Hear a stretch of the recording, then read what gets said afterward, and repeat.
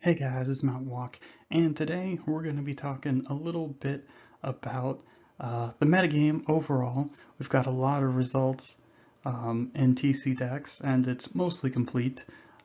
There are some errors and stuff, but this is one of the first months. I mean, some of the previous months we've had quite a few tournaments, but I think this is the one of the few months where we've gotten a lot of data. Like I said, tournaments of varying sizes and stuff, but yeah, so let's take a look at the month of July for 2020. We'll look at all these different decks, see what's going on, and maybe have a pretty good idea about what's good in the metagame, what at least what's doing well at the moment, what's pretty good overall, what you could say, and yeah. So let's go ahead and sit back and relax. Let's go ahead and take a look. All right. So this is number of top eights or whatever for each of these decks, and yeah, it's kind of wonky. Um, Again, some stuff is like are kind of wonky, like the way that stuff has been sorted. So like some of the burn decks are under like a couple different names and things like that. But for the most part, like I said, there were errors. Nothing's perfect. I mean, even this data itself isn't really um, good enough because I mean these are smaller tournaments typically, some of them at least. So yeah, but here we go. We have month of July, and we'll just start from the top. Again, we got Landstill. Uh, some of the best decks here. We got Landstill, the Rock, Sly, Goblins, Survival, and then it drops off pretty far after the first 4 or 5, and then next we have like Tog, Mono Black, Rebel, Stasis, so on and so forth. Um, but yeah, a lot of this again, for example, no one's going to be surprised that Landstill, the Rock are good because these are, but obviously the decks are a little slow, but um, they have answers to everything, basically, more or less. Landstill plays like stuff like Dust Bowl or Wasteland, so you can deal with man lands. Counter Magic deals with stuff, anything that's resolved. You can deal with Keg or Deed or Humility or Plow or Wrath or whatever, Smother, things like that. Um, of course, again, same thing with the Rock, where it also has man lands too, just like Landstill, except it has discard and stuff. So these decks can basically answer anything, and if not, they can board in the cards to answer the rest of it. Of course, Sly, very, very good. Really is sort of like, say, you got to answer this. You got to deal with all this damage and crap, put your opponents on the back burner or back step or whatever the hell the idiom is. But basically, you're the aggressor and just chuck tons of burn at them. And yeah, of course, the deck is actually pretty skill intensive. Like I said, sequencing, using your mana appropriately, that kind of thing, and even card choices too, somewhat. Although like probably 80% of the deck is already, or maybe even like 90% is like already basically locked in. You won't really change too many cards from it. But burn or Sly or red deck wins that whole archetype. Very good, obviously. Again, the power level of all the cards is very high. Stuff like Lightning Bolt, Fire Blast, Price of Progress from the sideboard, Curse Scroll, things like this are very, very good. So it can go pretty long, longer than people would expect. Burn decks too, because Lavamancer and Curse Scroll, and then sometimes even Barbering are very good at helping you grind and giving you stuff to do late game. And then of course goblins. Goblins, lots of different versions, just mono red, red black, or red green. All sorts of different builds. I mean, again, a lot of the cards are locked in. Like you're always playing for Ringleader, for Matron, for Pile Driver, for War Chief, uh, for Fanatic. Did I say Lackey? Did I say Lackey? Need Lackey. And then some number of Siege Gangs, 2 or 3, like 3 to 4 Gem Palms, one Sharpshooter, and then a bunch of different tutor targets. I think people go overboard with the tutor targets, especially since I think you just get a lot more value out of something like even just playing like main deck lightning bolts. or for example, duress or therapy or something like that main deck, or even like something like naturalize if you're playing red green. Naturalize is pretty sweet. Definitely gives you an out to stuff that would be typically kind of craptacular for you. Oath, humility, stuff like that. But yeah. So goblins, there's a lot of different stuff you can do, a lot of different options.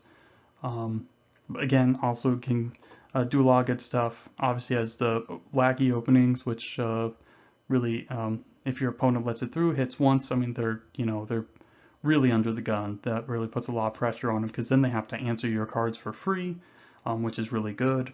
Uh, like even if they have to plow your war chief, you spent no mana on the war chief, and you're still playing other threats. So yeah, really can really do a lot of good stuff, have really explosive openings, and does the control thing pretty well with Sharpshooter, Siege Gang, and Gem Palm, as well as the Wasteland Import and stuff like that. So a lot of game there, a lot of good stuff, a lot of cool things going on.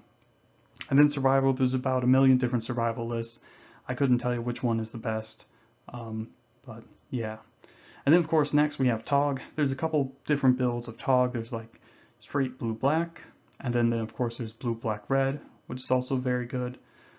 Again, Fire Ice is very powerful, and then also just other red board cards, things like Meltdown or Rack and Ruin or any number of other things. Pyroclasm, of course, pretty good, or even Burning Wish.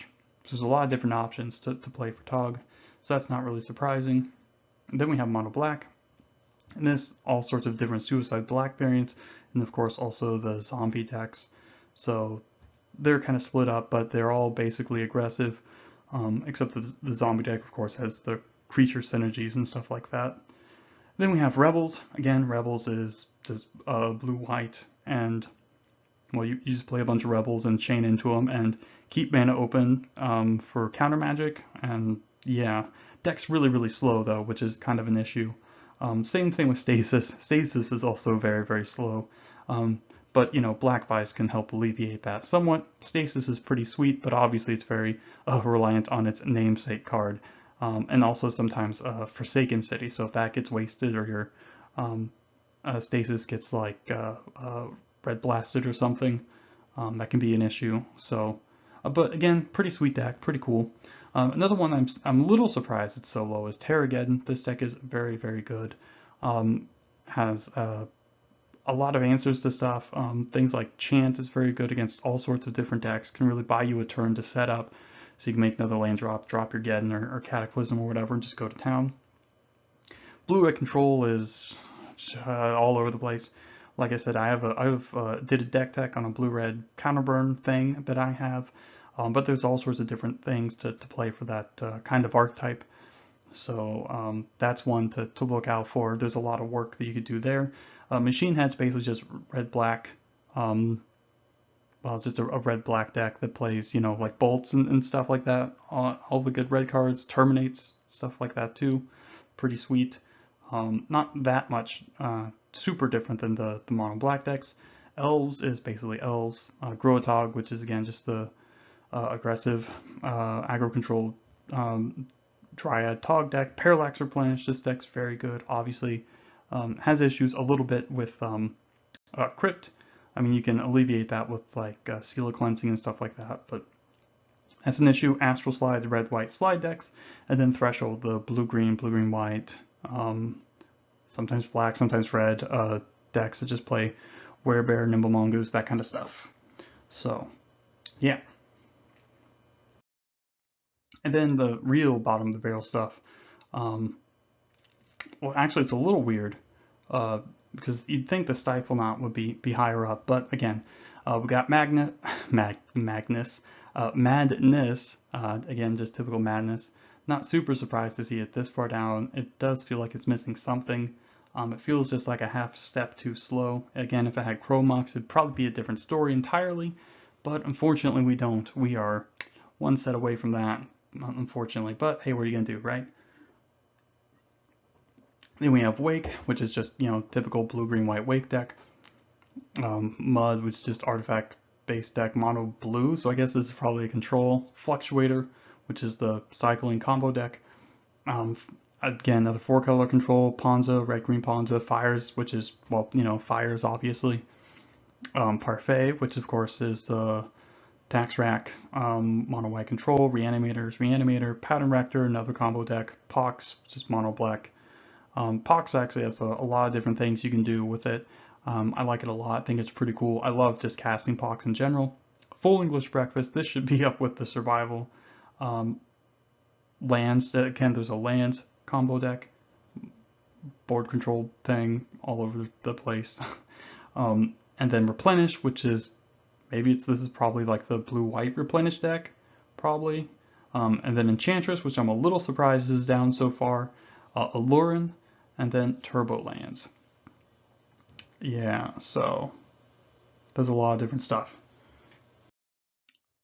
Yeah, so what I'm going to say, I think a lot of these decks actually do, for example, Terrageddon specifically is the one I'm thinking of, and then also Stifle Knot too. That's pretty sweet, but there's a million different builds of Stifle Knot. I wonder if maybe they missed something, because I thought there was way more Stifle Knot decks, but maybe it was last month, maybe it was this month, hard to say. But anyways, yeah, a lot of these decks, I mean, really the top 5, 6, or honestly, like the top 10 are probably like not really very surprising. Like these are all good decks. Some of them are already set in stone, like Landstill, Sly, The Rock, even Goblins really for the most part. So yeah, they're all pretty set in stone. People know how to play them, and they're proven. So yeah, good stuff there. And then a lot of the stuff farther down is just random stuff, jank stuff, people that wanted to play, decks that are underplayed. Yeah, so lots of good stuff in the list. I mean, I don't suspect this is final, but I don't suspect like these are all like the only good decks are like the top 6 or 7 or whatever that got the most number of top 8s and played. I mean, obviously it's still a very small format, still somewhat underexplored. Um, but yeah, pretty good. Lots of interesting stuff. Nothing too wonky. Nothing too wonky. A few wonky things, and some things might be mislabeled, and they might be missing an event or two or something. I'm not 100% sure, but yeah. So lots of good stuff there. Lots of good stuff there. So in conclusion, you definitely want, again, but I've been saying this since the beginning. Like I said, these are like the decks you really need to watch out for, and lo and behold, these are all the decks that people play. These are ones that are mostly solved. They're the ones that have the highest power level, play the most good cards, synergistic stuff. So yeah, be sure to keep your eye out on those. And yeah, there's not really much else to say. Lots of room for brewing. A lot of these decks could, if they just got more people, more pilots or whatever, got tuned a little bit more, could certainly be further up there. Um, yeah, yeah. So that's it for today, guys. So thanks for stopping by, looking over the metagame for July of 2020. Definitely one of the times we've gotten the most number of people playing Premodern, so that's cool. So yeah, good stuff, good stuff. So thanks for stopping by and have a great day.